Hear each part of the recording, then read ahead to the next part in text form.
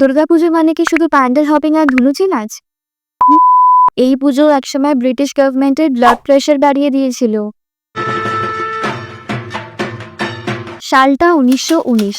বাগবাজারে শুরু হলো নেবু বাগান বারোয়ারি দুর্গাপুজো, যা আমরা বর্তমানে বাগবাজার সার্বজনীন নামে জানি। নগেন্দ্রনাথ ঘোষাল, হেম মুখোপাধ্যায়, দুর্গাচরণ বন্দ্যোপাধ্যায়ের মতো স্বদেশী কর্মীদের সঙ্গে সরাসরি এই পুজোয় যুক্ত হলেন নেতাজি সুভাষচন্দ্র বোস।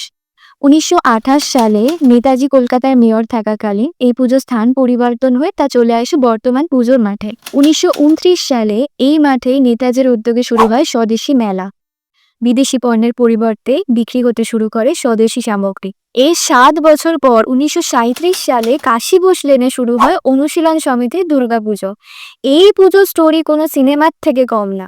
পুজোর বেদিতে চামড়া জুতো পরে ওঠার সাহস ছিল না পুলিশের, আর সেই সুযোগকে কাজে লাগিয়েই 11 জন পুরোহিত মিলে মাতৃ আরাধনা শুরু করলেন, যার মধ্যে পুজো করতেন একজন, বাকি 10 জন ছিলেন ছদ্মবেশে বিপ্লবী।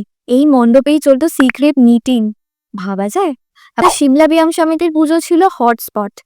এখানে অষ্টমী মানে বীরাষ্টমী, লাঠি খেলা, তলোয়ার চালানো সবটাই এখানে হতো দেশপ্রেমের মেজাজে। এই পুজোকে এতটাই ভয় পেয়েছিল ব্রিটিশ গভর্নমেন্ট যে 3 বছরের জন্য পুজো ব্যান করে দেয়। সে সময় দুর্গাপুজো কেবল উৎসব নয়, ছিল স্বাধীনতার যুদ্ধক্ষেত্র। আজকে ধুনুচির ধোঁয়ায় কত কত স্বদেশী কাহিনী মিশে আছে। কে জানে, তোমার পাড়ার পুজোই হয়তো একদিন ইতিহাস লিখেছিল।